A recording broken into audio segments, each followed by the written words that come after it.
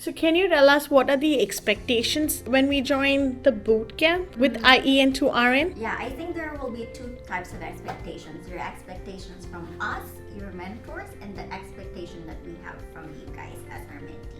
One expectation that you can expect from your IEN nurse mentors is the fact that the mentors that we have lots and lots or years and years of experience. So I'm going to give an example of Alice. She has like almost 20 years of being a nurse educator and a clinical instructor, and so she is one of the best educator and instructor that I really admired with the way she teaches and the way she mentors IEN's Nurse Bootcamp. Another expectation that you can expect from us is that we will not babysit you. We will make sure that we are getting out and driving what's best for you, and at the same time that we are eliciting the skill sets that we would like for you to provide to your patients, right, to the mannequin, for example. And so the expectation is quality care. The expectation is to be able to showcase your skill sets, your competencies, so that you'll be able to convince the regulators that, hey, you're a competent Canadian nurse in case, right? But it's not just to showcase it, but also to apply it when you become nurses here in BC.